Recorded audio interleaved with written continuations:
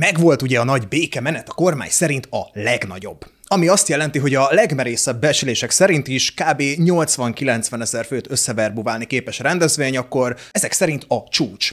A maximum, amit eddig fel tudtak mutatni békemenet címszó alatt. Tehát akkor ennél kisebb volt a 400 ezresnek hazudott eddigi legnagyobb menet. Tehát akkor valahol hazudnak, nem? Vagy itt, vagy ott. Na mindegy. Szóval a lényeg, hogy az most a kommunikáció, hogy a békemenet nagy sikerére való tekintettel Orbán Viktor országjárásra indul. Tudom, az első gondolatotok valószínűleg az, hogy ez most már megint miféle mímelése Magyar Péternek és a Tisza pártnak. És hát nem lehet szem elől téveszteni ezt a most már mintázatnak nevezhető sorozatot, ahogy a Fidesz, vagy épp Orbán Viktor maga konkrétan utánozza Magyar Péter módszereit. Nézzük csak, hogy eddig mik voltak.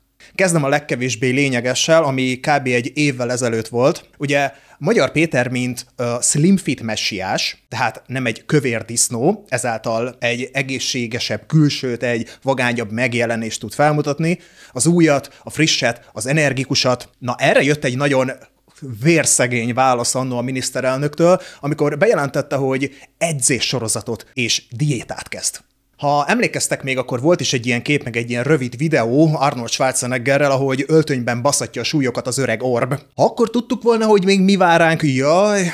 De vicces volt az nagyon, ezt meg kell hagyni. Még ennél is viccesebb az, hogy mint később világossá vált, sok más egyéb dologgal egyetemben, az ég egyet a világon semmi nem lett belőle. Mármint az edzésből meg a diétából, mert hát nemhogy kisebb nem lett, egyenesen tovább dagadt az ember. A Tisza táborával megegyező mértékben. Ezért is szoktam mondani, hogy amikor Orbán Viktornak a ruházatára teszünk megjegyzéseket, meg kritizáljuk, hogy miért ilyen beszartra szabott öltönyökben jár fessé és üde megjelenésű politikus társai közé, akkor azért gondoljunk bele, hogy Orbán egy vérbeli politikus, aki képes a hosszú távú célokat felállítani, és nagyon jól meg tudja jósolni a jövő eseményeit. Jelen esetben pedig az, hogy rohadtul nem fog lefogyni. Sőt, célszerű egy-két számmal nagyobb ruházatot szabadni magának, mert várhatóan abba is simán belehízik. Szóval mielőtt úgy leszólnánk az öreg Orbitront, azért azt se tévesszük szem elől, hogy ezek bizony a nagyformátumú politikusi képességeinek egyike. Na de, menjünk tovább. Hasonlóság volt még a digitális polgári körök és a harcosok klubja megalkotása is, mondván, hogy a Tisza párt az online térben erős igazán, és ezt a fajta kommunikációit és az ilyen módszereket is le kell másolni. Persze semmi sem organikus, minden totál mesterségesen felülről lett szervezve, mondhatni megparancsolva, hogy mit és hogyan csináljanak a hívek. Még azt is kiadták, hogy mit kell kommentelni, meg hasonlók. Vannak még számos ilyen koppintások, de most az összeset nem akarom felsorolni, csak a jelenleg aktuálisat, az pedig az, hogy Orbán, ugye, mint említettem, országjárásra indul. Mert ez a mai videóm fő témája. Szóval felmerült itt pár kérdés ezzel kapcsolatban, hogy egész pontos legyek, például a következő. Miért csinálja ezt a miniszterelnök? Ugye, mint mondtam, a hivatalos indok az az, hogy a békemenet az nagyon nagy siker volt. Ezért akkor mi is? Lemegy vidékre? Miért is? Miért kellene felemelni a seggét, ha egyszer az látszik, hogy minden a legnagyobb rendben, és soha ilyen nagy menetet nem szerveztek még előtte? Erősebbek, mint valaha. Egyszer azt mondják, hogy nagy a baj, máskor azt, hogy elsöprő erőfölényben vannak. Volt-e valaha országjáráson Orbán Viktor 2010 után? Úgy, mint Magyar Péter, egészen biztosan nem. És miért nem? Mert nem volt semmi szükség rá. A vidéket mindig is birtokolta. Ő, mint a vidék parasztlegénye, a mama-papa büszkesége, a Death New Hunter hurkatőtő, aki belezi a dögöt. És még mindig ugyanarról az Orbán Viktorról van szó, aki az utóbbi 3-4 évben úgy híresült el, mint a világpolitikai tényező. Ezt ne felejtsük el. Elgondolkodhatunk, hogy mennyire fáj a foga most a vezérnek arra, hogy a magyar vidéket rója fel alá. Hogy a gyökkető IQ-s propagandával megetetett tömegeknek adja elő azt, amit már egyébként is tudnak, mert hogy ugye itt jön a csavar a képletbe, az országjárás egy DPK találkozó sorozat zárt ajtók mögött. Előregisztrációhoz kötve. Akkor most vonjuk meg a párhuzamot a világpolitikai tényezőség és a vidéken a saját bullshitjeikkel behűített emberek közötti tökértelmetlen téblábolás között. Nagyon könnyű kitalálni, hogy nincs itt semmiféle jól sikerült békemenet. Sőt, hát valószínűleg az ellenkezője igaz. Totális volt a lebőgés, és a főné annyira összeszarta magát, hogy jobb ötlet hiány ismét elkezdte másolni Magyar Pétert. Mert hát az az, ami működik. A számok ugyanis nem hazudnak, és ők nagyon is jól ismerik a számokat, a valós számokat. Feltehetjük a kérdést még, hogy mégis mi célt szolgál ez az országjárás? Ha egyszer csak azok a fanatikus hívők lesznek a nézők, a jelenlévők, akik már így is teljes mellszélességgel a Fidesz szimpatizánsai. Nos, ez egy jogos kérdés, hiszen Magyar Péter országjárásának pont az a lényege, hogy új embereket tudjon megszólítani. Hogy legyenek viták, felkérdezések, ütközések. Tehát pont az, amit Orbán Viktor semmilyen körülmények között szinte soha nem vállal. És nem vállalja most sem.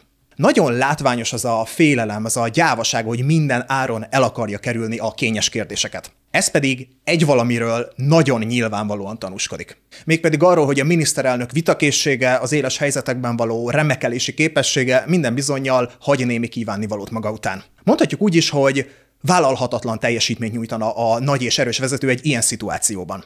Ezek pedig olyan dolgok, amelyekbe a hívek nem gondolnak bele. Ezért is lett ugye kitalálva az a válasz, hogy Orbán nem áll le vitatkozni ezzel meg azzal, mert azok vagy álhírgyárosok, fizetett ügynökök, vagy pórázon tartott kutyák. Ő majd vitatkozik a gazdáikkal, ugye ezt a mondást már jól ismerjük.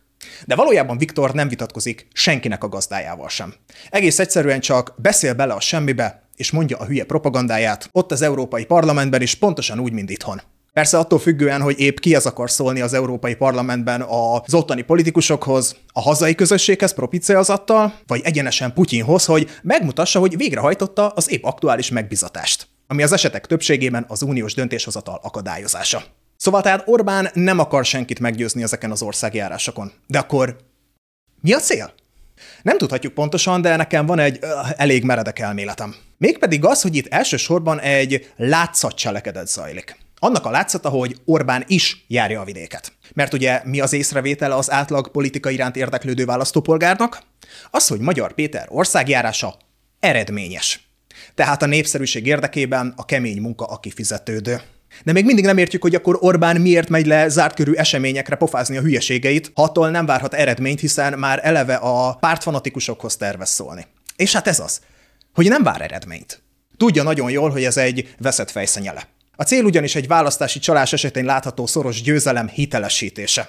Ha most a Fidesz ebből a bukás sorozatból nekiáll választási eredményeket megmókolni, akkor rohadtul gyanús lesz, hogy mégis hogyan lehetett ezt összehozni úgy, hogy szinte csak pofára eséseket tudnak felmutatni egy-másfél éven keresztül.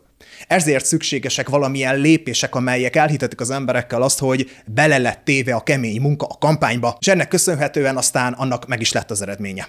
A Fidesznek most kemény munkát kell mímelnie. Mivel már nem tudnak elérni több embert, mint amennyit jelenleg is elérnek, így ami marad számukra, az többek között egy választási csalás. Ez az én elméletem, de nyilván ez. Ezt viszont hitelesíteni kell. Bár azért jelenleg még azt is kétségbe vonom, hogy meg lesz-e tartva ez a bizonyos országjárás, mert mondtak már ezek annyi mindent az utóbbi egy-két évben, hogy nagyon nehéz elhinni nekik bármit is. Ugye békecsúcs sem lett, pedig ha valamire nem számítottunk, akkor az, hogy benyögnek egy ekkora dolgot, csak azért, hogy 2 napra rá kiderüljön, hogy egy fasság az egész. Szóval várjuk ki még ennek a végét. Említettem ugye, hogy Orbán nem mer kiállni vitatkozni az átlagemberrel se, nemhogy Magyar Péterrel, de nem csak ezért nem szervez nyílt országjárást, hanem van itt egy másik ok is. Mégpedig az, amit leszűrtek most a békemenetből. Hogy nem tudnak elég embert összeverbuválni még úgysem, hogy azt külön nagy erőkkel szervezik. Úgysem, hogy az embereket úgy fogdossák össze mindenféle vidéki településről. Sőt, külföldről is. Szóval mégis mire lehet számítani egy-egy ilyen miniszterelnökös országjárás esetében? Mi a legrosszabb, ami történhet? Hát, hogy nem tud kellő létszámot felmutatni Magyar Péterrel szemben. Ami ugye egy sorozatos, látványos vereség lenne.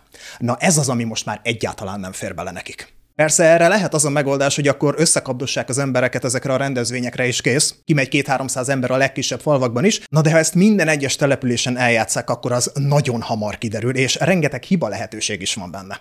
Ami ebben az információs hadviselésben, az online térben nagyon kockázatos. És jobbára fordítva fog elsülni, ahogy eddig is. Szóval inkább zárt ajtók mögött teszi ezt meg Orbán, és a lehető legkevesebb információt engedik ki ezekből a körökből, ezekről az eseményekről, olyan információkat, amelyeket a kampánystáb már előre kiszűr. Ezek pedig nyilván olyanok lesznek, amelyek kizárólag azt mutatják a külvilág felé, hogy rengetegen voltak, nagyon erősek, és nagyon jól állnak. Persze. Akkor mégis mi a búbánatért emeli fel a seggét a világpolitikai tényező, és járja a tyúkszaros vidéket, hogy jó esetben pár száz ember előtt előadhassa tök ugyanazt, amit már egyébként is tudnak. Nem. Ismét mondom, hogy nem állnak jól. Katasztrofálisan állnak. Minden jel erre mutat. Ezzel szemben Magyar Péter folyamatosan trollkodja szét az amúgy nagyon könnyen támadható manővert, és ezzel át tudja venni a kezdeményezést, meg tudja ragadni a pillanatot. Ezzel kicsavarva Orbán kezéből ezt a sikerkommunikációs eszközt. Ugyanis, ha jól értem, akkor magyar is rendezvényeket szervez oda, ahol épp Viktor is országjárást tervez. Ezzel lépésre és válaszra kényszerítve a miniszterelnököt. Ha nem reagál, az sem jó. Ha reagál, akkor pedig egy folyamatos védekező állásra lesz kényszerítve. Magyarázkodásra szorul, hogy miért ignorálja a legnagyobb ellenzéki vezetőt, azt, aki közvetlenül veszélyezteti az ő és a komplett maffia bandájának hatalmát és a 15 éve gondosan építgetett birodalmának megmaradását. Na de, ennyit szerettem volna elmondani erről a témáról, csak így gyorsan. Ha tetszett a videó, akkor tudod a dolgod, lájkolj, iratkozz fel, adakozz Doneblé, meg szuperköszivel, meg minden. Oszd meg a videót, kommenteld, meg hype-olj, ez fontos elvileg. És ha már kommentelsz, akkor írd meg azt is, hogy te milyen kérdést tennél fel Orbán Viktornak a DPK-s szutyadék találkozóján. Na de, elköszönök, hamarosan ismét találkozunk, addig is további minden jót, sziasztok!